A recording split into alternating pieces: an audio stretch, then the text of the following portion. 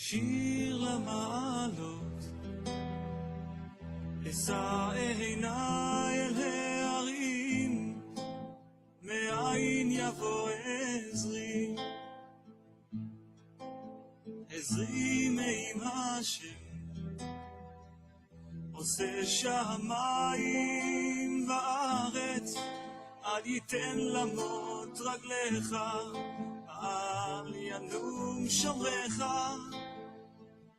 הנה לא ינום ולא ישן שומר ישראל, השם שומרך, השם צילך, על יד ימינך, יומם השמש לא יככה וירח בלילה, השם ישמורך מכל רע, ישמור את נפשך, השם ישמור צאתך ובואך, מעתה ועד עולם. שיר למעלות, אשא עיניי אל ההרים, מאין יבוא עזרי, עזרי מעם השם, עושה שמיים וארץ, אל ייתן למות רגליך, אל ינום שומרך, הנה לא ינום ולא ישן שומר ישראל, השם שומרך, השם צילך, על יד ימינך, יומם השמש לא יככה וירח בלילה, השם ישמורך מכל רע, ישמור את נפשך, השם ישמור צאתך ובואך, מעתה ועד עולם.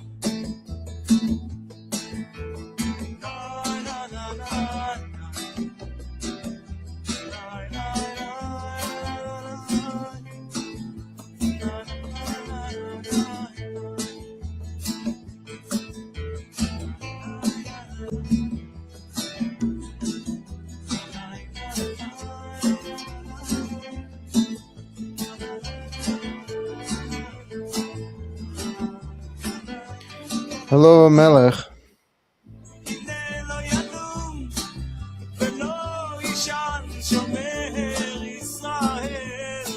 השם שומרך, השם צילך, על יד ימינך, יומם השמש לא יככה וירח בלילה, השם ישמורך מכל רע, ישמור את נפשך, השם ישמור צאתך ובואך, מעתה ועד עולם. אוי אוי אוי אוי אוי, שיר למעלות.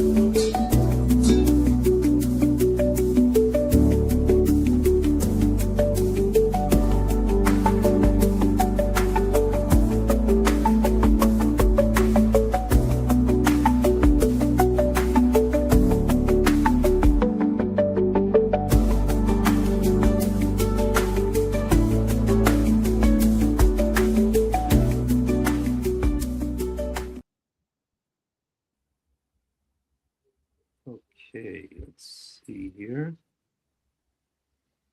Hey, Melech. Okay, Israel, can you hear me? Yes. I can you hear me? you, but I cannot see you. Yeah, hold on one second. Let me try to deal with that. Let me get rid of these. Can you hear me, by the way? Yes, I hear you fine. I hear you. Awesome. One second here. So, what I have to do. This should do it. There we go. Let's see. All right. Let's see what's going on here. So how am I going to get So now you can hear me, but can't see me. Okay. Now I can see you. There we go. There you are. Yeah, we're good. Okay. How am I going to get access? I'll send you a link. Mm-hmm. I'm going to send you a link to the video, and then you'll be able to download it. Okay. Okay. Okay, cool. Sound good? Sounds good. All right. All right. So ready to go whenever you are. Okay, ready to go. Do I ask Should the I start, questions or you want do to? you? Okay. What do you You know, prefer? you were the one who invited me onto your podcast, so I think you could lead the session pretty much. I'm going to let you take the lead. I'll just give Okay. a bit of an introduction, I guess, and then we can let the discussion flow. So first of all, I want to say, I've watched a lot of your content, and I think you're doing a great job. Really, keep up the great work. And I'm really glad we could do this broadcast together. So I thought we could take the discussion in any direction you want, but you had specifically said that you wanted to focus on the judicial system in ancient Israel, specifically. So there's the claim by the rabbis that, or there's the establishment of the Sanhedrin, and the claim that this dates back to ancient times, already back to the time of Moses, right? And that there was a tribunal of judges that adjudicated cases. And that, of course, is their justification for the establishment of the Sanhedrin.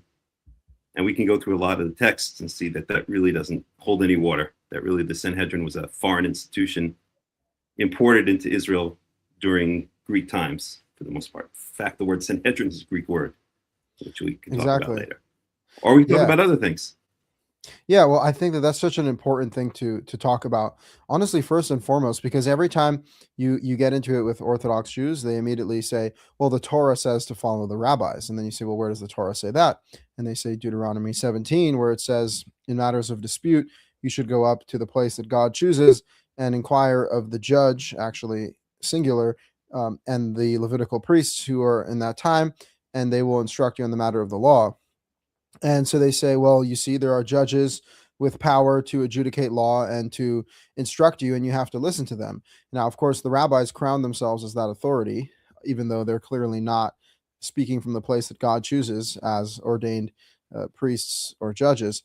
And then they also cite this concept of the Sanhedrin, which, first of all, historically is hilarious, because the Sanhedrin, they say, was a group of judges in the Second Temple, even though that a large majority of the judges in the Sanhedrin were actually Sadducees, right? They weren't even Pharisees. And the Mishnah was written 200 years after the temple was even destroyed by Pharisees and these rabbis. So it's like, I wonder if I was creating a religion 200 years after the fact, I would probably write everything in my favor, right? Like, assuming these people are not the best actors, because I think there's a lot of blind trust that the Jews put in their rabbis. But when you start to dig deeper, you like, well, why do you trust these people so much just because they lived 2,000 years ago and have the title rabbi? It doesn't actually make them trustworthy. So I think it's a very interesting thing to point out that the Mishnah and the Talmud don't even read like a neat list of court rulings from this temple court that they claim to be representing. It reads like a bunch of debatable debates between rabbis and their subjective opinions. And that being said, there is absolutely no basis historically or textually to authoritate the rabbis of the Mishnah and the Talmud to be sitting anywhere near the seat of the high court in the temple that's discussed in Deuteronomy 17. And just last point regarding the Sanhedrin, which they claim is this group of 70 elders, or 71 rather, they take this story out of context in Numbers 11, which talks about actually a spiritual matter, nothing to do with judgment. Moses tells God that he cannot handle the weight of Israel because they're so sinful and difficult to deal with. And God says, I call a group of 70 elders, and I will take from the spirit that is upon you, and I will put it on them. So this is Numbers 11, 25. It says, and Jehovah came down in the cloud and spoke to him, and he took some of the spirit that was on him, and he set it aside and put it on the 70 elderly men. And when the spirit came on them, they prophesied. Okay, so that was the story. So it has nothing to do even with a judicial system. And as you pointed out, Sanhedrin itself is a Greek word. And I think I just, if you can explain this to the audience, the historical facts here, And just to dispel this rumor, because it's a recurring question, which is like, well, the Torah says listen to the rabbis, Deuteronomy 17, and it's like, in no way does that mean listen to the rabbis of the Talmud. But expound on that if you can. Sure, absolutely. So I think the best place to start would be the first verse you mentioned, which is Deuteronomy 17, chapter 17, verse 9. So in fact, I'll post it. I'll post it in the Hebrew, actually. Let's see, and then we can translate it into English. Let's see if I can get it up there. Comments. Second.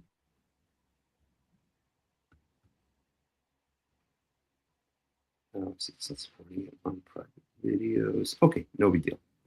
I'll just state it. Let me go over to it right now. So we have Deuteronomy chapter 17, verse 9. And this verse, I'm just going to bring it up in Hebrew for me. Actually, I have another way that I can post it. Actually, let me just do it. Try to post it a different way so everybody can see it.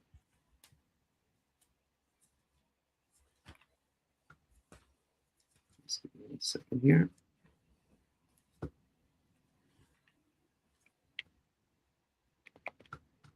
Do it this way.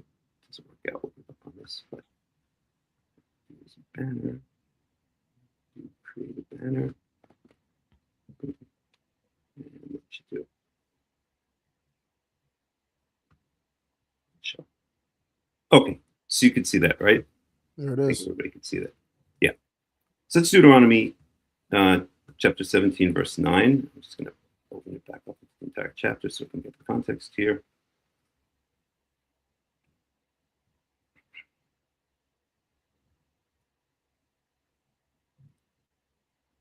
Okay. So it says, "Ubate el hakohanim halewiim, ve'el hashofet asher yeh biyamim hahem." So you shall come to the Levitical priests, the Levitical Kohens, and to the judge who shall be in those days. "Udarashta v'yigidu lecha et davar hamishpat," and you shall inquire of them, and they shall tell you the result or the word of judgment. So this is usually used to say that the rabbis have power, because at a certain time the Sanhedrin did sit in Jerusalem in what's called the Hall of Hewn Stones, and so the rabbis say that this is an indication that they are the final law of the land, but that's not really what's going on here at all. So if we look at verse 8, I'll just without doing the Hebrew translation, I'll just go directly to the English so we can save some time here. So in verse 8, it speaks about, the context is that you're supposed to set up, again, I'll read it in Hebrew for myself. "Ki yapaleh mimcha davar lemishpat ben dam ledam, ben din ledin, ben nega lenega." So if any issue of judgment, of adjudication, is too difficult for you, it's between blood and blood, between judgment and judgment, between it's translated different ways, but wound and wound, divrei rivot b'sharecha, issues of conflict in your gates. Then you shall go up and then you shall go and you shall arise and go up to the place which Yahweh your God has chosen. So what is this really saying? This is really saying that if we start in verse 8, this is really talking about a hierarchical system of judges. That there are judges in the local cities, right? There are many cities, of course, all across Israel, and they were set up with judges, with people who could judge cases. I'll just give you an example. Yesterday, I was at a particular yeshuv, at a settlement here in the Golan Heights where I live, and I was speaking to some of the people there, and they said, I was talking about what is the nature of the settlement. I said, well, it's all very unified. It's all pretty much the same type of people, which is Chadal, which means like a kind of very religious Zionists. And we have a rabbi here, and if we have any problems, we go to him, and he solves all our problems. They didn't say we have a panel of rabbis. They said we have a rabbi who's the head of the settlement, who's the head of the yeshuv, right? And that illustrates here exactly what we're talking about in Deuteronomy chapter 17, verse 8, right? You're in your cities. If you have a problem, you go to the judge that was there, or maybe one of the elders. You go to someone who's in charge, and you bring your case, and they solve the case.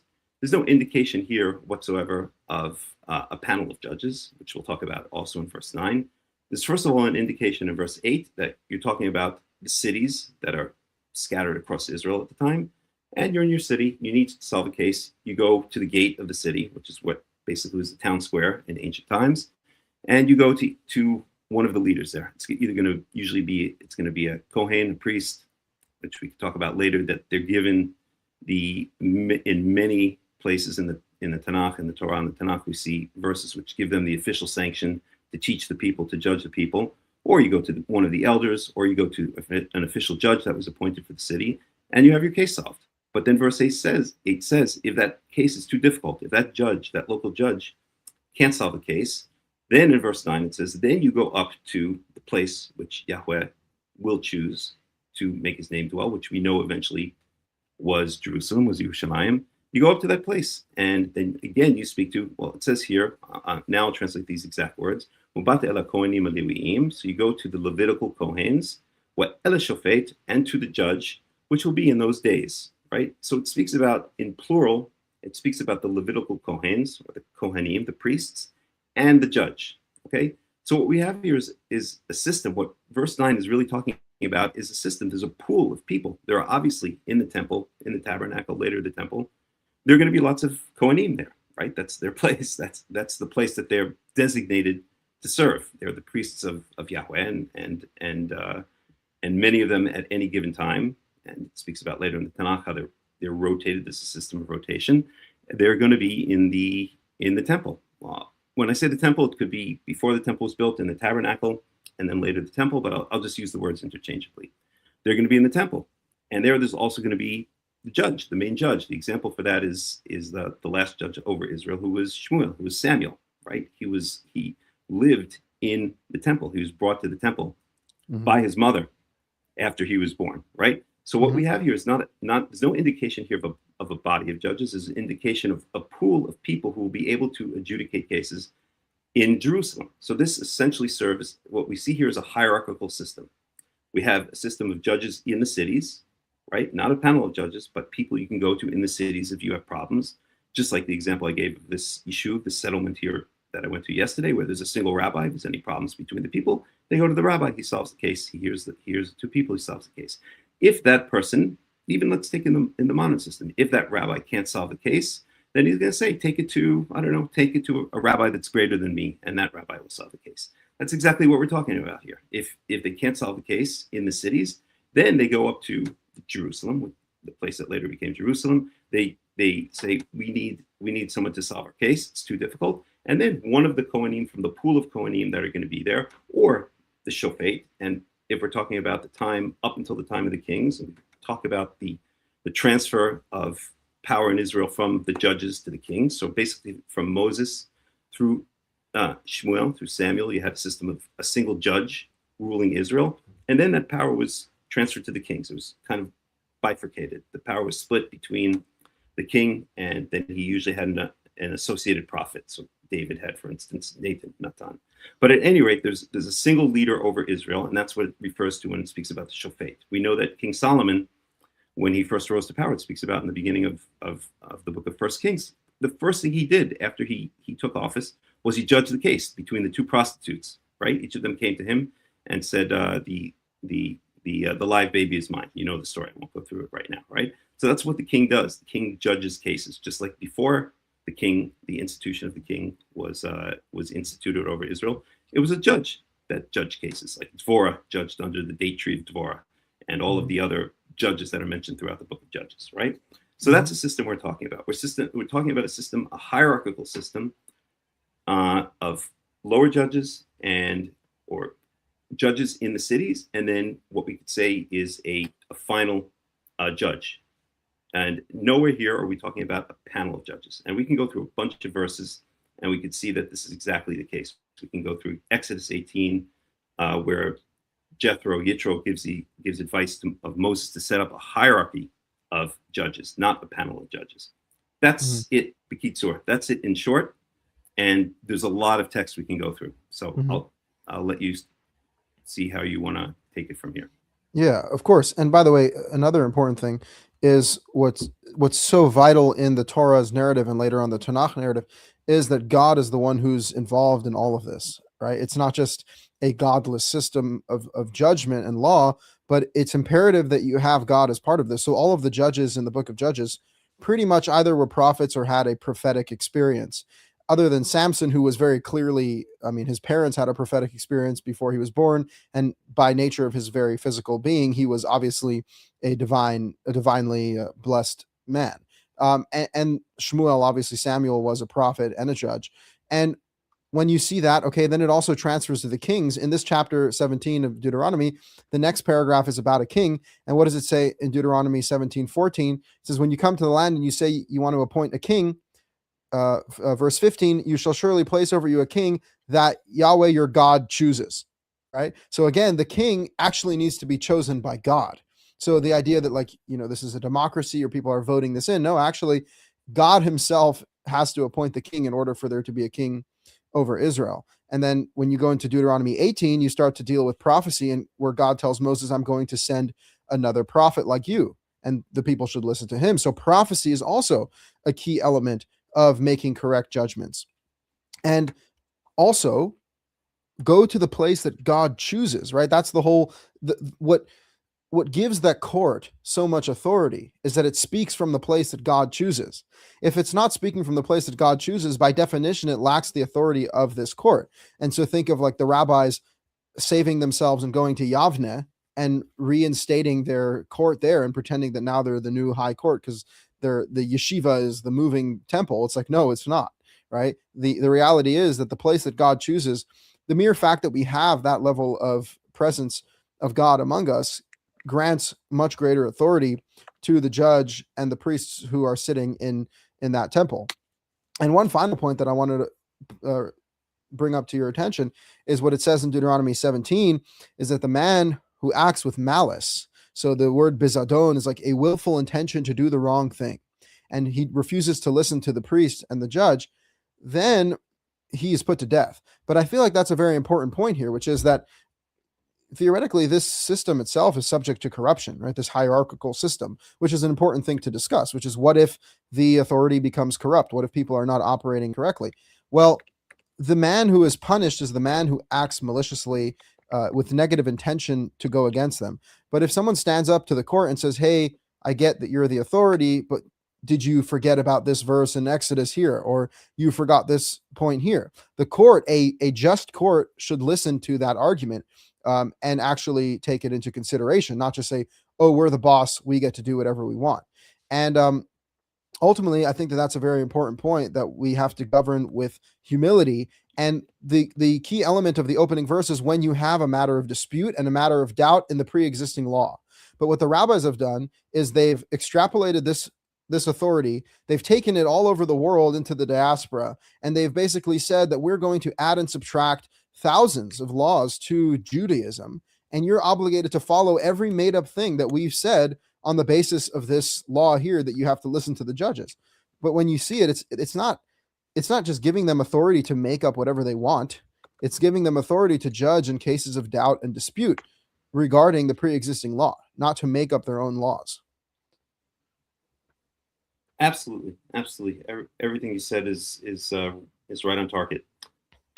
So I'll point out a couple of things going back over some of the points that you mentioned. So the idea that the top judge is Yahweh, is God. In the Torah's conception, there's not a disconnection from God. There's a connection with God, with Yahweh. And the rabbis actually use the fact that we lost our connection with Yahweh to take the place of God. They essentially put themselves in place of God, right? Lo b'shamayim hi, they say famously in Sanhedrin 59b, I believe that's where it is, right? That they say that they now are taking the place of God. The Torah is no longer in heaven, and we, the rabbis, take over the final understanding of the law, the final teaching of the law. If we say that left is right, or they say that left is right, and if they say that right is left, then believe them, right? They essentially put themselves in place of Yahweh, of God.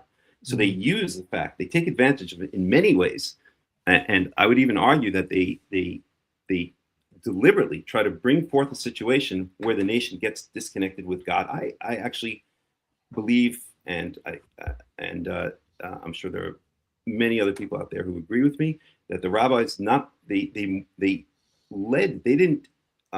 witness the destruction of the Second Temple. They wanted and led to the destruction of the Second Temple. But that's another story.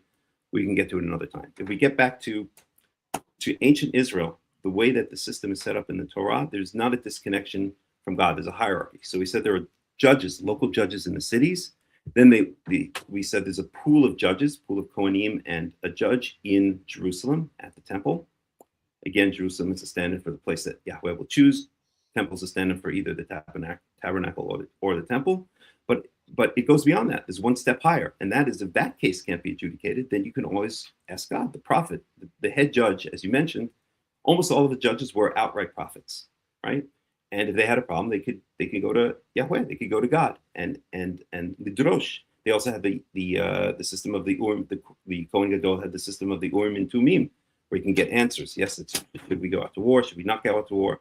But it could also be used to communicate with Yahweh. So the case is what's not stated explicitly in Deuteronomy chapter 17:9, but we could see it throughout the Torah and throughout the Tanakh, is if that case is too difficult, then you go to one authority higher, which is Yahweh, which is God. That's what happened with Moses, right? Anytime in the desert when Moses had a doubt, he went to God, and that was the Jethro, the Yitro model, was take it from the judges of tens to thousands to hundreds, to tens of thousands to Moses to God, right? Because ultimately God is at the top of the hierarchy. And as you pointed out, by the way, the oven of Achnai story is in Bava Metzia 59a-b.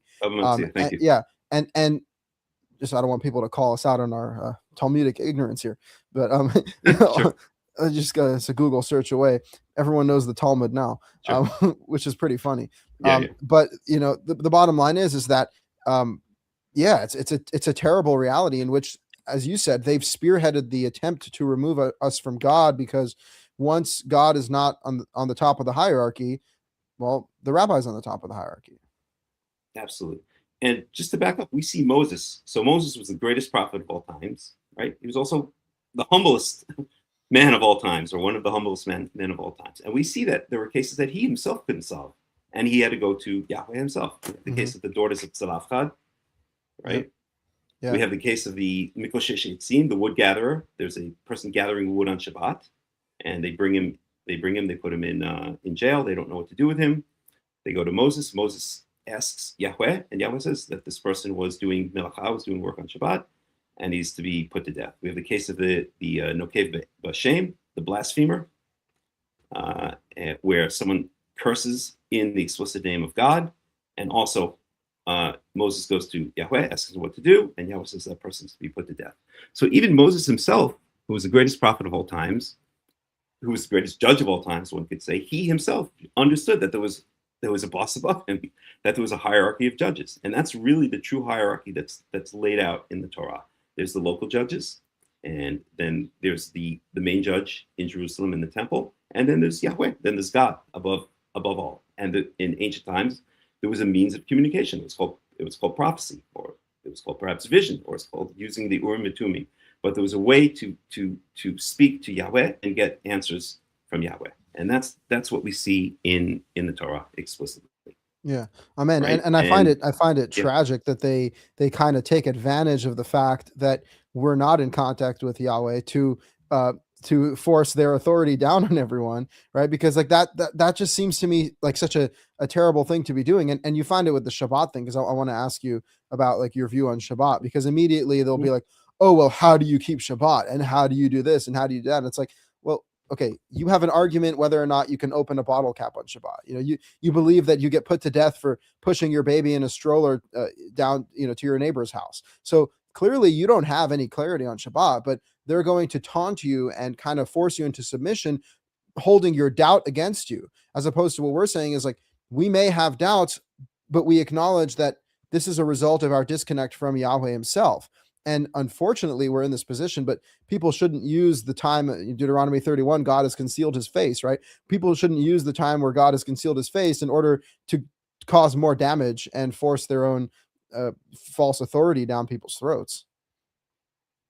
Absolutely. The rabbis absolutely take advantage of this, and they take advantage of the disconnect of Israel from Yahweh in many different ways. They essentially, I mean, the Pharisaic movement, it arose during the mid-Second Temple period, and slowly but surely they gained power, right? And one of the major ways they gain power, we don't have to go into the details right now, is so Israel was under the rule of the Hasmoneans from approximately 165 BCE, that's around the time of the Hanukkah story, until 63 BCE.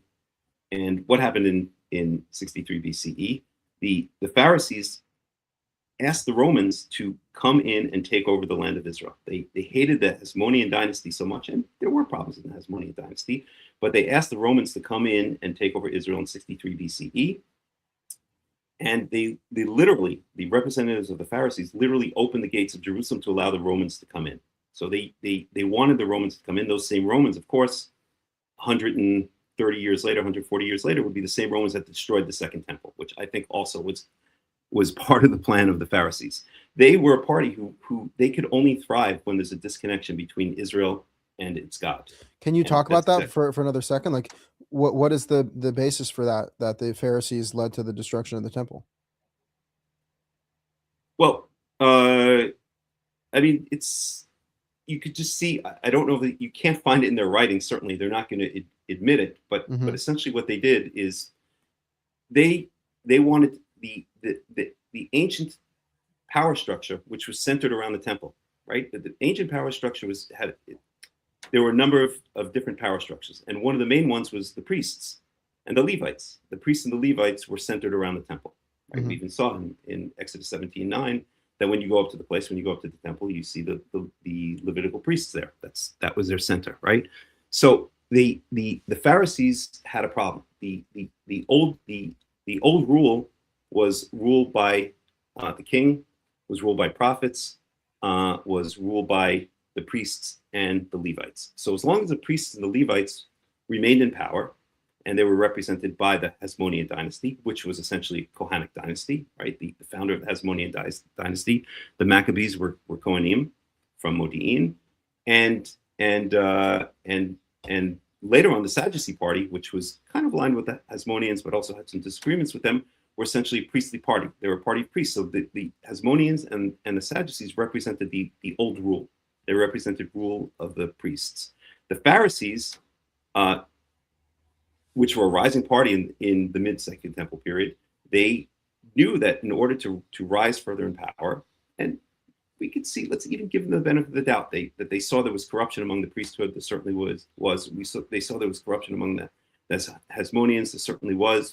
That let's even say, I don't believe it's the case, but let's even say for the benefit of the doubt that they had the best intentions, that they wanted to get rid of these corrupt institutions. They have no right to essentially disintegrate the institutions that are laid down by the Torah itself and replace it with a group, with a body of sages, what they call sages, and their scribes and their party members, who essentially imported a lot of Greek and Roman modes of thought, and we can get to that a lot, including the word Sanhedrin, as we mentioned, which is a Greek word. But there are many other examples of how the rabbis imported Greek thought and Roman thought, and to take that and make that the new power structure over Israel. So what remained? The main thing that remained that gave the Sadducees and gave the Hasmoneans, well, the Hasmoneans were already out of the picture in 63 BCE, but that gave the priests power was the temple. As long as the temple was around, then this was a symbol, this was a place for them to come, to exert their power, to be in power. It was a central place where everybody from Israel knew that, that this represents we could call it the White House, or the Capitol building of Israel. And it was a thorn in their side. As long as the temple remained standing, then the priests would still have the power. So I believe, of course, we can't prove it from their writings, but if we look at the trend that goes over time, I believe that they realized that the only way to take complete power over the nation was for the temple to be destroyed. And we know that the Pharisaic party, when the revolt came out in 70, it was very sectarian. There were different sects, and some of them were more extreme, some of them were less extreme.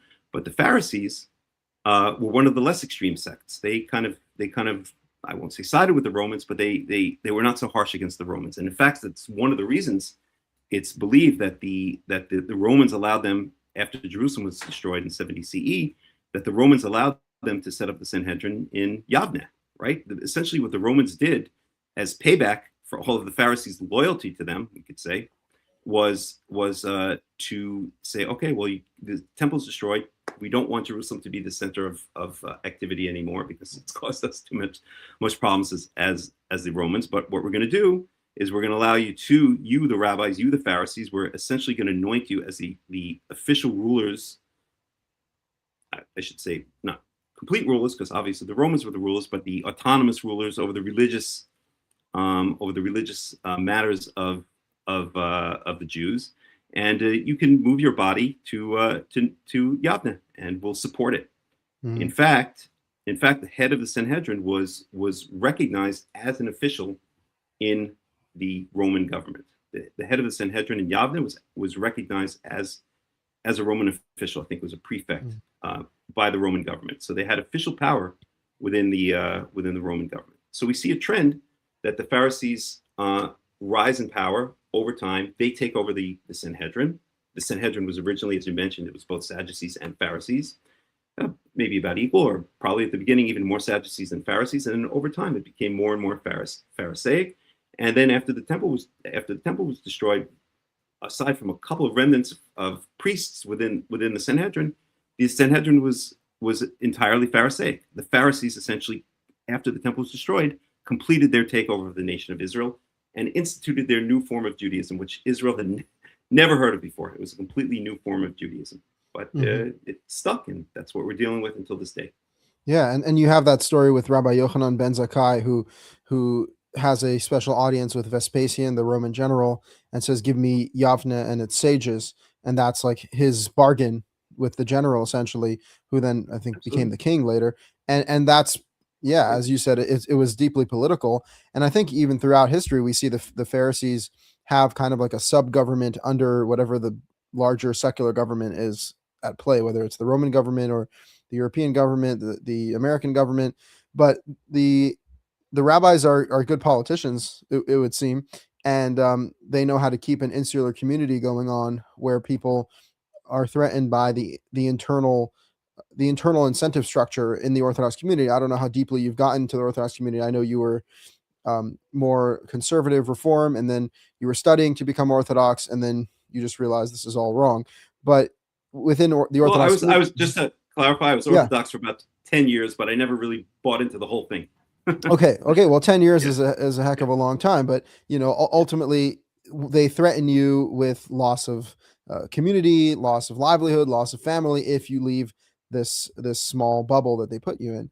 And ultimately it's a smart business model, and it's kept them going for thousands of years, but I think it's also kept them very small and very fearful and not very influential, because really the whole model is close in on yourself and just basically overload yourself with rituals and all these practices until you lose your mind.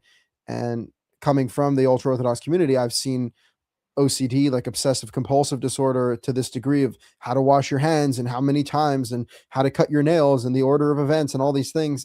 And they keep closing in more and more on people. And then when the Zohar comes along and the Kabbalah, it turns people mad, really. It's funny. They tell you don't read the Zohar because you'll become mad. And they tell you that as because the Zohar is so amazing and powerful. And the reality is, no, it's because the Zohar is so ridiculous and insane that if you actually believe that stuff, you'll lose your mind. So it's really unfortunate what's going on. And again, I'm curious to see, what do you think nowadays, where we don't have a Torah state and we don't have a hierarchy of Torah judges and a community of Israel following the Torah with obviously communication with Yahweh and all that. The way I see it is pretty much, it's almost like each man for himself to a degree. You have the World Alliance of Qara'im. So obviously you're trying to create an alliance of like-minded people where we can all come together and talk about the Torah seriously without the rabbinic brainwash. But in a lot of ways, I feel like it's almost the time of Abraham out here, the time of Noah. It's like, each man has to operate and walk with God in a world full of corruption. And instead of bowing down to some institution that tells you that they have ownership over you, the Torah really fundamentally encourages the individual to have a relationship with God. The individual, Deuteronomy 30 is one of my favorite chapters, where God calls every single person along with their own family to return to him as the path to redemption. Yeah, absolutely. It is the Wild West out there, and this is part of the punishment of the exile, right? That we're going to be exiled, we're going to be scattered across all of the nations. We're going to worship gods of wood and stone, and we're essentially going to be separated from Yahweh. The only thing I'll add, and I think this is very important, is that we are, and I think this is one of the reasons that that directions such as Karaism or Tanach-Only or Chosim B'Tanach or whatever you want to call it are gaining such traction in this day and age, is that there is a sense, especially here in Israel, that the nation is coming back together, right? Obviously, now Israel contains the plurality of Jews in the world. The largest population of Jewish population in the world is in Israel. That couldn't even be said 20 years ago. I can't remember the exact date when it became the plurality, but sometime in the past 20 years. And basically most of the nations around the world had emptied themselves of the Jews over the past 150 years or so, right? So the nation is reassembling here in Israel, and that implies to me that we're heading back towards a situation where we're coming full circle. We're being ingathered. Yahweh is reestablishing his connection with his chosen nation, with Israel, and eventually it will get back to the point where there is a system that is envisioned by the Torah set up here in the land of Israel. So in terms of what we have right now, even in the state of Israel, right? So we have a secular government, and they're certainly not Torah oriented, but they're a stepping stone. They're a stepping stone to a state of Israel that ultimately will be what is envisioned in the Torah. And I know that many people in the religious world, the Dati world, they love to hate on the state of Israel. They call them secular and communists and all this kind of thing. And there's a lot of truth to that. But on the other hand, they, in many ways, the secular people here in Israel are more open to the idea of, if you want to call it Karaism, or if you want to call it Tanach-Only, they're much more open to that idea than the religious are here in Israel. So while there's a lot of problems with the secular state of Israel, there is also a lot of indication that they are open to the idea of moving in the direction of Torah. So that's where I think things are heading. So as much as it is the Wild West, yeah, go ahead, Israel. Yeah, well, I want to get your thoughts on that for a second, because that's such a powerful point, and you could speak to that coming from a Reformed conservative background as well, which is the majority of the Jewish people are unaffiliated with Judaism in a serious manner. Like the Orthodox Jews, obviously they're the representatives of religious Judaism to the world, but then you have the majority of Jews are unaffiliated, largely secular. And what you're saying there is an interesting point, that you find that often secular people are more open to the Torah-only philosophy because, and this is because you were saying the Pharisees have been responsible for distancing the people from God and distancing the people from the Torah. And it's because if these people are the representatives of the Torah, and growing up as a Jew, you just think, okay, what is religious Judaism? Orthodox Judaism, right? So if that's how you perceive Judaism, well, then why would you want to be Torah observant? Why would you want to go live that lifestyle, which is really not that appealing unless you're inclined so or raised in that lifestyle? But I feel like if the Torah was made more accessible to the Jewish people and they actually understood what it meant to follow the Torah, and that it's not really that hard and that it can be implemented quite simply, I feel like a lot more Jews would be interested in it. Absolutely. I agree 100%. Many people, when they see what Judaism is, then they essentially what they do is they throw out the baby with the bathwater. They say, if this is Judaism, I want absolutely nothing to do with it. And they become secular, or here in Israel, they'll go searching off in the Far East. They'll get into Eastern religions. They'll get into all kinds of things because they believe that the Torah is what the rabbis are presenting to them. And they say, this is the Torah, I want absolutely nothing to do with it. So I know from personal experience that when I speak to secular people about the ideas that I have, they're not only open to it, many of them are fascinated by it. Yes, they're, yesh v'yesh, there are all types of people. So there are some that could care less, that hate God, that are atheists, that were born atheists and will die, be atheists till the day they die. But many non religious people that I speak to in Israel are absolutely fascinated and always want to hear more. And I would even say there's a trend. So I've been in Israel essentially since the mid 90s, right? And I remember back in the day when I used to speak to religious Jews, whether they were Dati Leumi, which is religious Zionist, or Karaites, which is the ultra Orthodox, very negative opinions about Karaism and about the ideas of returning to Tanach-Only way of life. I don't like to say the word Judaism because that's a later phrase, but a Tanach-Only way of life. And now, even when I speak to in the community that I live in, or in the city that I live in here in the Golan Heights, when I speak to even religious Jews, they're much more open to it than they ever were 10 years ago, 20 years ago. So something's happening. There's a trend that's happening where even religious Jews are waking up and saying, enough of this. Something is wrong here. This doesn't make sense, especially if you're living in the land of Israel. It just doesn't click. This just does not seem right.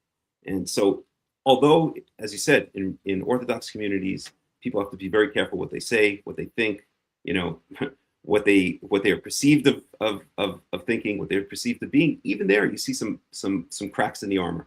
You see that people are, sometimes they'll just come to me very quietly and they'll say, oh, I'd really like to find out more about such and such.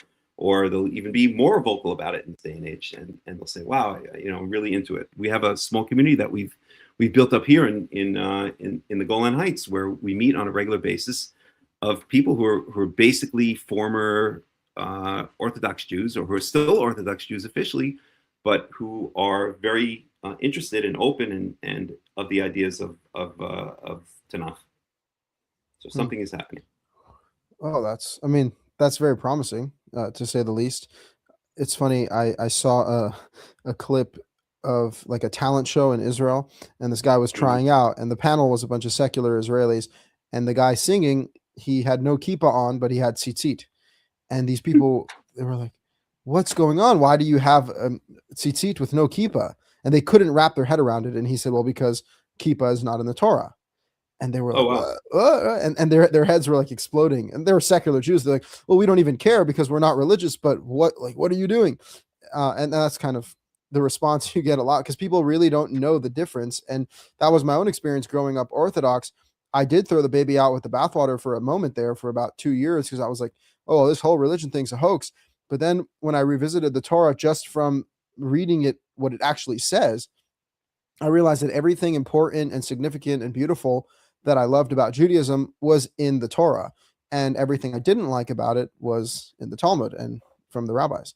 So, it's clear that you can see the gap between the word of God and the word of man. It's like the greatest words ever spoken versus some of the lowliest words ever spoken. And it's unfortunate that people can't tell the difference.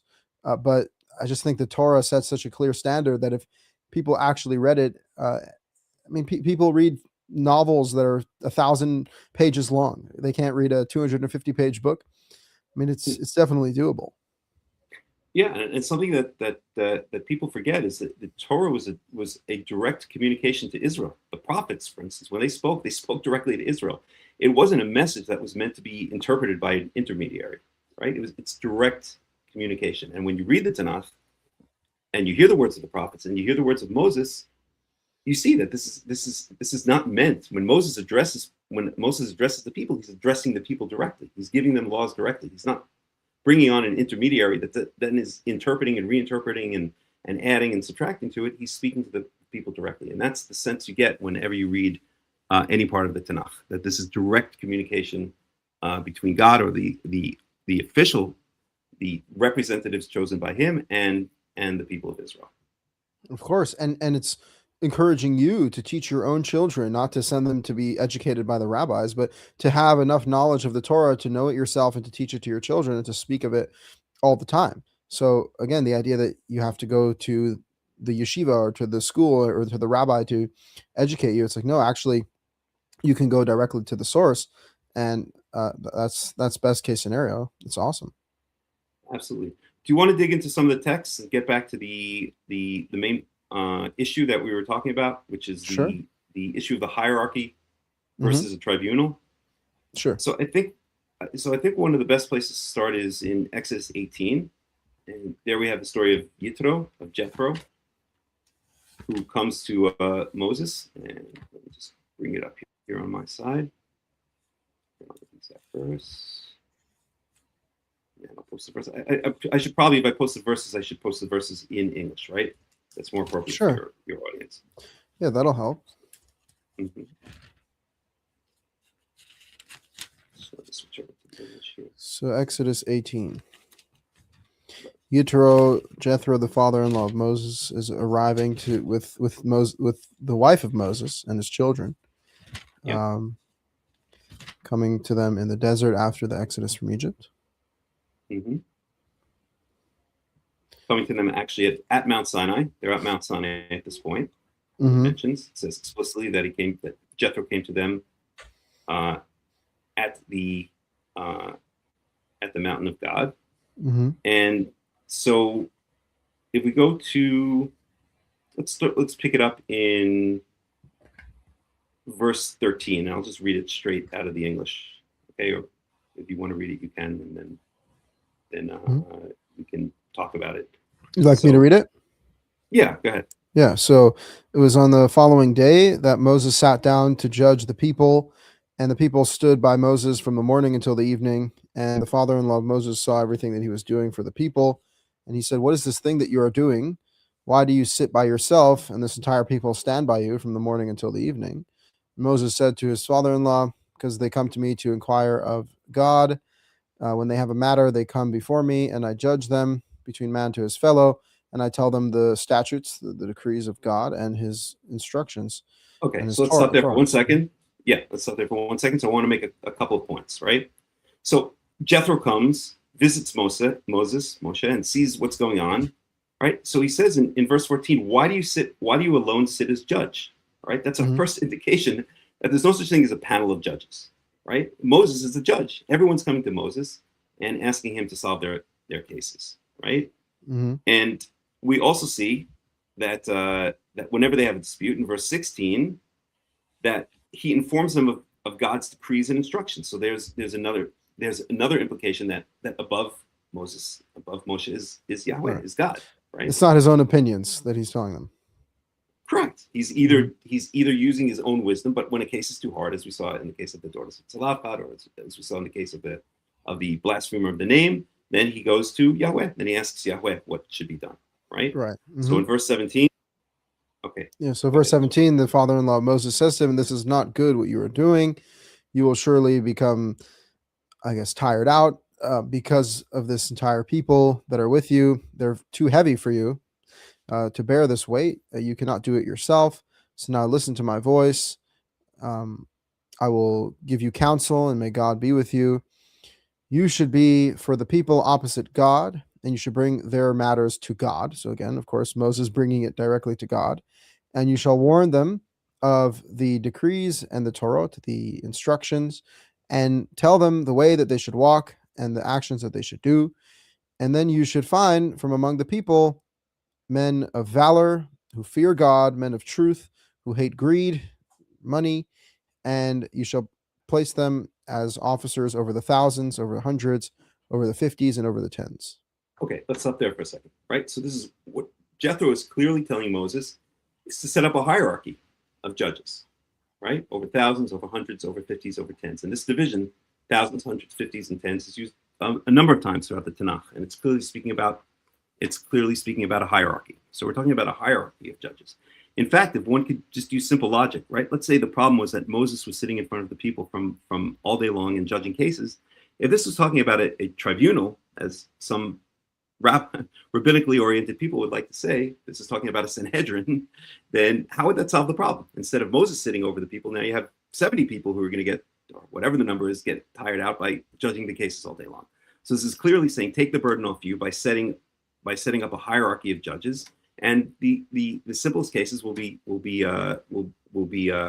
original cases will be brought to the lowest hierarchy, and then if it can't be solved, it can be kicked up the system until eventually it gets to Moses, and if Moses can't solve the case, then it goes directly to Yahweh.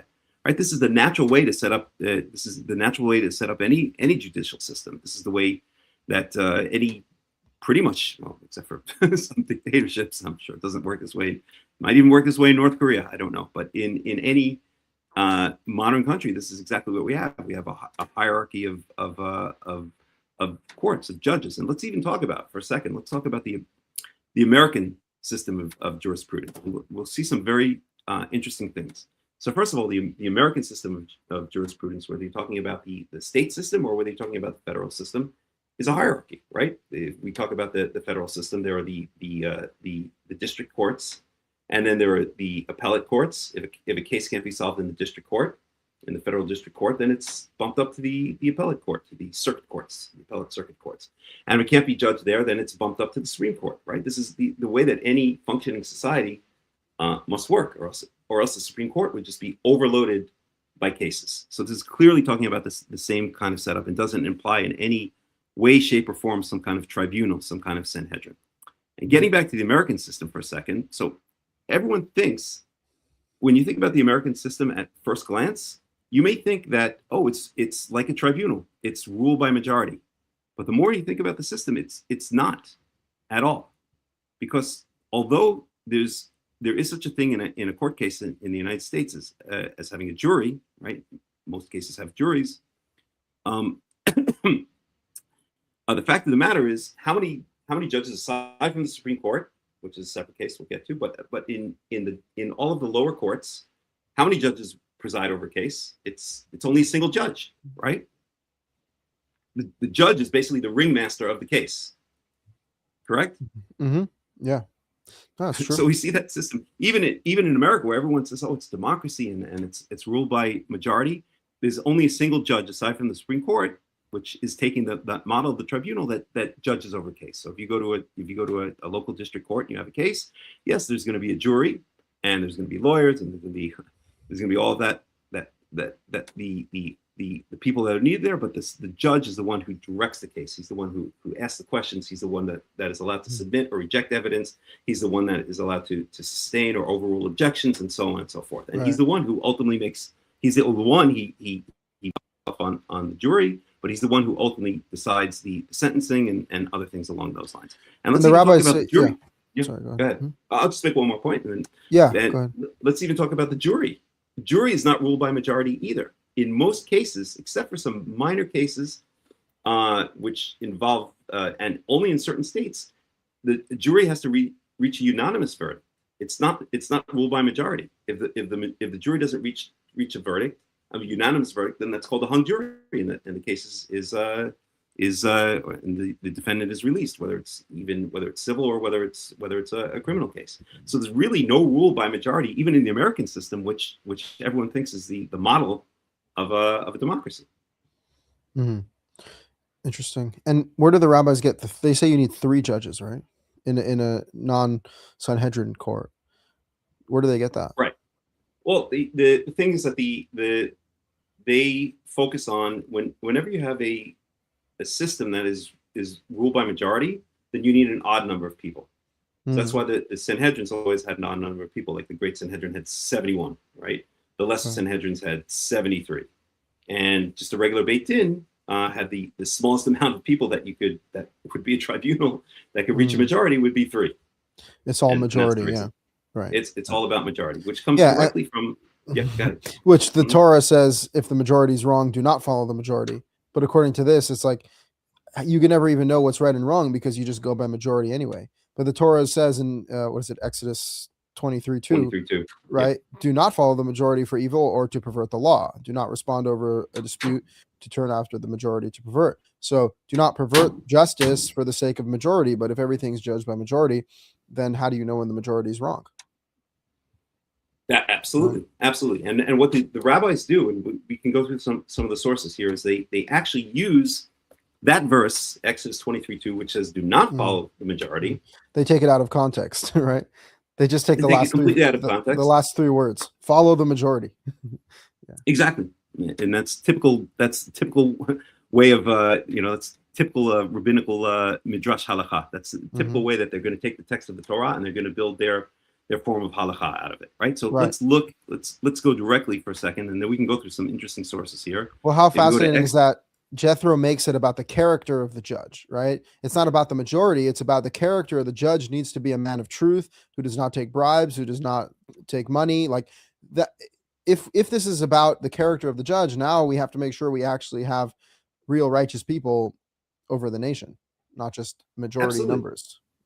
Absolutely, and that's what one of the best known Karaite commentators and scholars said. It's from the Middle Ages. A man named Yefet ben Eli. He's quoted a number of times by the Ibn Ezra, who actually is one of the better rabbinical commentators. I always say that that Rashi, who the rabbinical Jews hold up almost as an angel. I think in certain circles they consider him literally an angel. He's absolutely the worst Torah commentator I've ever run into in my entire life, or one of the worst. And on the other hand, you have someone who, like the Ibn Ezra, who's very into the text, who's very into grammar, who's very into almost Karaite style analysis in many ways. So he quotes this medieval Karaite scholar Yefet ben Eli. And Yefet ben Eli, well, he doesn't quote him here, but I'm saying he quotes him a number of times. What Yefet ben Eli says about Exodus chapter 23:2 is he's rebuking the rabbis, or he's picking up on the fact that the rabbis are saying that it's ruled by majority. And he says, I'll just translate it from the original. It says, "Judgment is not determined by number, but by truth and justice." And that's exactly what Exodus 23:2 is saying, right? We don't follow after the majority to do evil. Yeah. So amen. Yeah, and if we go to Exodus, so let's look at Exodus chapter 23, verse 2. Let's just read the words there. And I'm just going to read again the English translation. I'm reading the NIV, which is a decent translation. There's some better ones. But anyway, so Exodus 23:2 says, "Do not follow the crowd in doing wrong. When you give testimony in a lawsuit, do not pervert justice by siding with the crowd." Right? So that's clearly talking about its social justice implications. We're not talking about a tribunal of judges that are ruling, but that's what the rabbis do. They take that verse and they pick off a couple of words, as we'll see, and they use this as one of their main justifications for setting up a Sanhedrin, right? So let's even look into some of those rabbinical sources, and we could see. So I'll bring a couple here that I have written down. So we have in the Babylonian Talmud. This is Masachet Hulin, page 11a, and this is essentially the verse, and maybe I should post it now. And this is the verse essentially that is always pointed to where the in the Talmud where the rabbis are justifying the rule by majority, right? Which again, as we said, is a Greek institution, and we can get into that in great detail, right?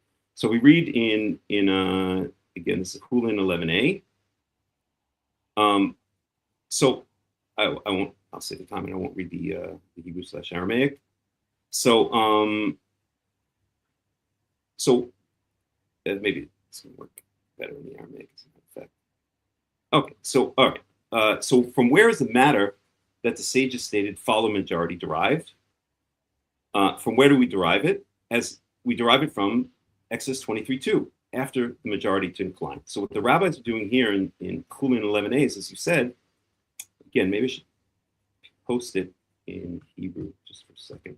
I think I will post this first, just so we can discuss it a bit in detail. Just grab it here. A second. Yeah.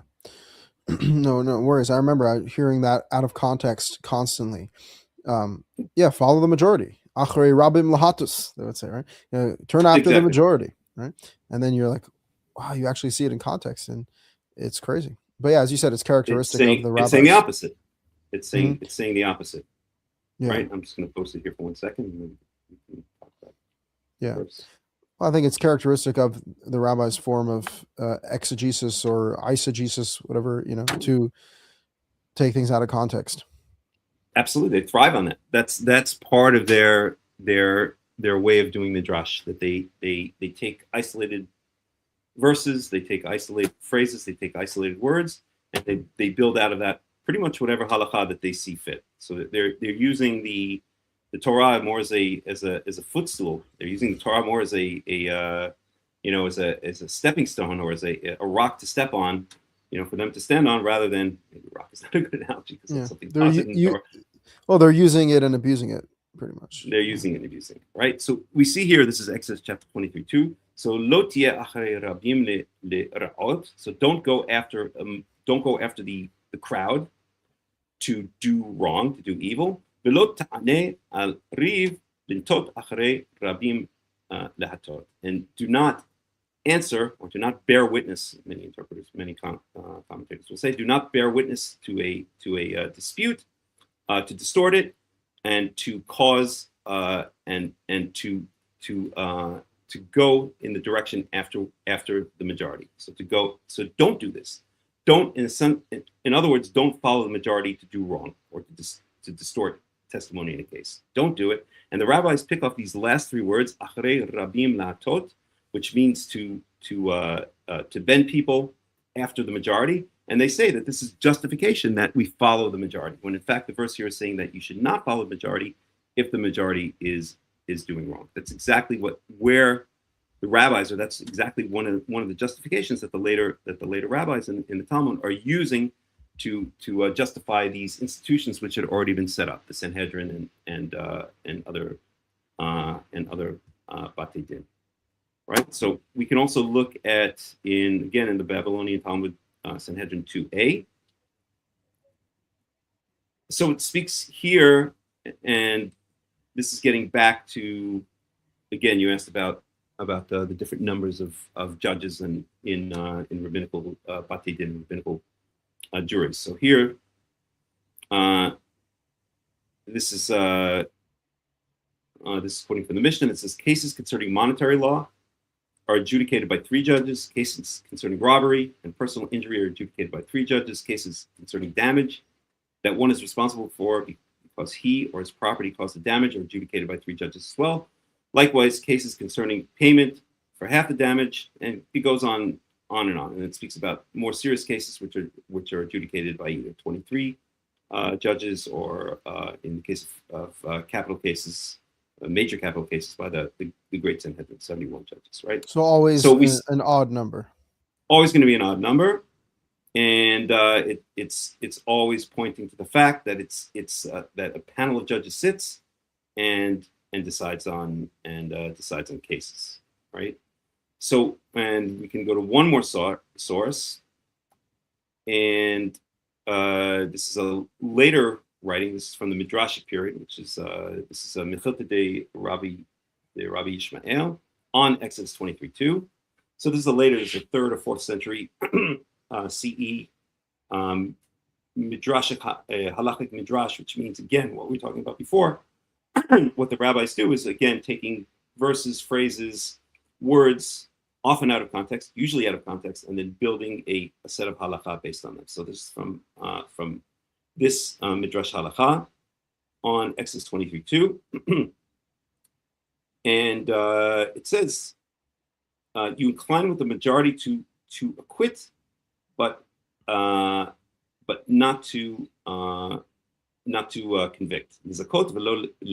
So what this is saying here is, again, it's saying that if you're going to acquit, well, it's essentially, without getting into all the details, it's essentially a later source that again is bolstering this idea of adjudication by tribunal rather than by individual judges. So we see this throughout the rabbinical writings, right? We see this already in the Mishnah. We see this in the Talmud. We see this in the Midrashic era, and straight up through modern times, where you have attempts to reestablish the Sanhedrin, modern attempts to reestablish the Sanhedrin. Before I got involved with Karaites / Tanach-Only Judaism, I learned with a certain rabbi.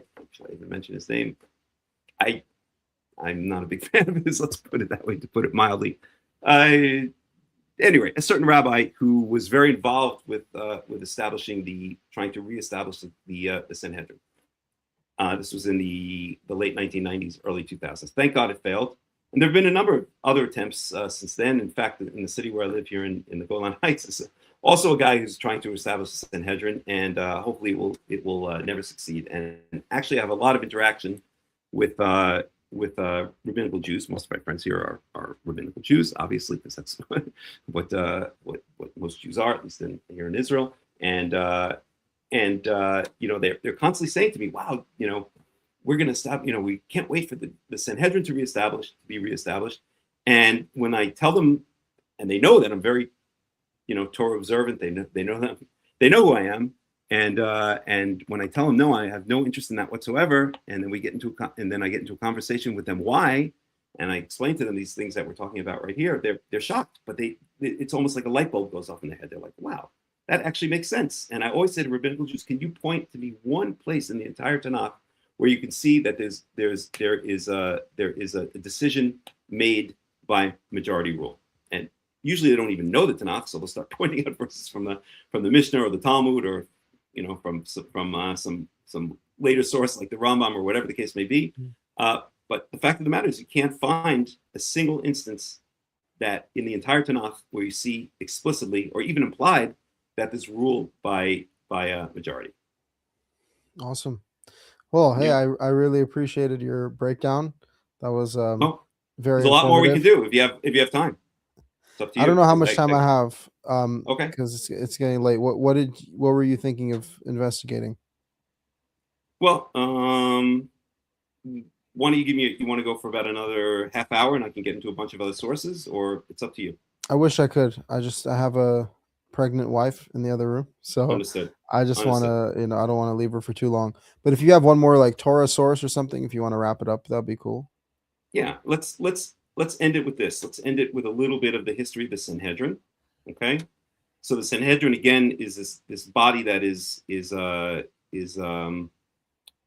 praised by the rabbis, that is considered the high court of the land, and that many, I would say most Orthodox Jews in this day and age are looking to reestablish, not only hoping that it'll be reestablished, but are actually taking efforts to try to reestablish the Sanhedrin. So the Sanhedrin was it grew over time. So originally, it was not a Jewish institution at all.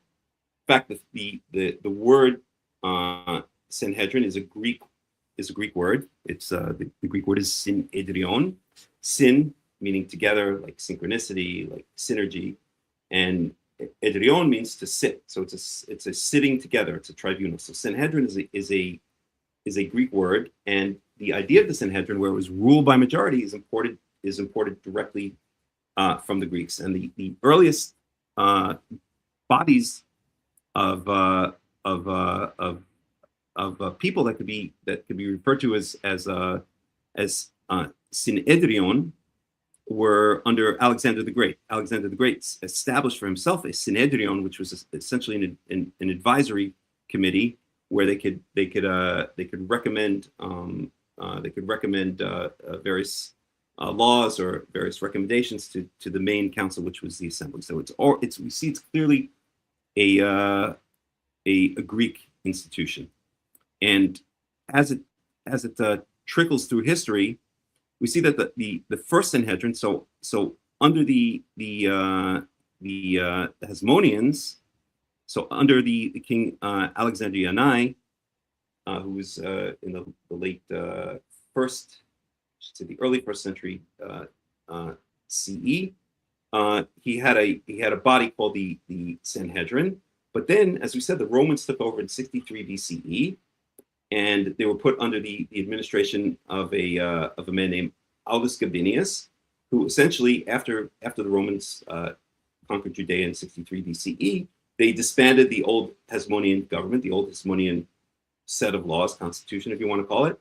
And then in a couple of years later, they set up a series of 5 Sanhedrins, which were set to rule over Israel. So they were basically administrative panels, which acted as kind of a local courts or local administrative bodies over Israel. And that's really the origin of the Sanhedrin. It's a Greek institution, right? We know the Greeks, they invented the idea. I can't say invented, but they were the main proponents in that area of the world in ancient times of the idea of democracy, the idea of rule by majority.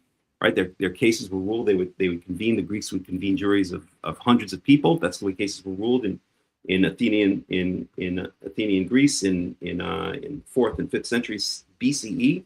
They would convene great panels of people, of just citizens, juries essentially, between approximately 200 and 500 people, or I should say 201 and 501, because it always had to be an odd number, and they would rule cases based on majority rule. So this is the origin of the idea of majority rule. This is the origin of the idea of the Sanhedrin. It's a Greek democratic idea.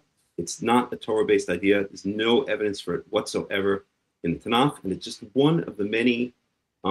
It's just one of the many examples of how Greek and then later Roman law, philosophy, modes of thinking, laws, and ways of interpreting texts that made their way into Judaism and fundamentally changed Judaism to something that is completely foreign to what the Torah originally intended. So I'll just sum up with that, and I'll just sum up by saying that again, just to bring it full circle, the process that we're going through now as the nation of Israel, coming back to the land of Israel, right? At this point in time, the only nation in the entire world that has a large number of Jews is the United States of America, with approximately, I believe it's 6 million Jews. I think it's approximately 6 million Jews. Not mistaken. The number 2 country after the United States of America in population of Jews is France, with only about 400,000 Jews at this point. Many have left over the past 10 years due to the 20 years due to the problems with the Muslims there. So we see that Israel is reestablishing itself. The nation of Israel is reestablishing itself in the land of Israel. And we see that the good news is that all of these foreign influences, the Greek influence, the Zoroastrian influence, the Roman influence, the influence, like you said, of the Kabbalah, which essentially comes from Christian and even Muslim mysticism on the Iberian Peninsula, where essentially the Muslims, the Christians, and the Jews all met when the Moors took over the Iberian Peninsula in the year 711 CE. That all of these foreign ways of thinking are being rejected by the nation of Israel. First, you had the emancipation, you had the Haskalah, you had the Zionists who the secular Zionists who wanted nothing to do with Rabbinical Judaism. You have today most of the nation in Israel and worldwide want nothing to do with the rabbis. They've either rejected it, they either become reform or left the religion altogether, or whatever other possibilities there are. So already most of the nation has rejected these modes of thought. They've somehow or another subconsciously, as Yahweh is ingathering us from the exile, they've somehow or another subconsciously realized that these foreign modes of thought, which were promoted and supported and institutionalized by the Pharisees and later the rabbis, are foreign to Jewish to true Israelite ways of thought. And so the good news is that they're being rejected, whether people realize it or not, or why they're doing it. Subconsciously, they're being rejected, and we are heading back to a Tanach-Only, to a Torah-only way of thinking and living our lives. And this is a trend which is so strong that it can't be stopped. So the rabbis have lost power over the past hundreds of years, and they will continue to lose power. There's absolutely no doubt about it. This is where I can't say no doubt about it, because Yahweh is the final arbiter of what happens and what doesn't happen. But it seems to me that this is clearly the trend that's heading. So that's the good news, and I'll end on that happy news. Hallelujah. Yeah, well, I really appreciate it. I'll send me the link and I'll edit it for you. Actually, like those little pauses where we were talking or whatever, I can edit it out, and Sure. so I'll send you the edited version so you could post it on your channel as well. Sounds good. That. And if you want to do a part 2 on this topic, or if you want to talk about other topics, I'm happy to do it. Awesome. Thank you. Well, I really appreciate it. Let me just do a little closeout. Thank you so much. Thank you so much, Melech, for coming on. And I appreciate being on your channel as well. Thank you for making this alliance for all Torah believers. And may we come closer to understanding God's will every day and more united as a people in his name. Amen. Amen. Amen. Thank you. All right, Israel. Shalom. Talk to you soon. Bye-bye. Shalom. Bye-bye.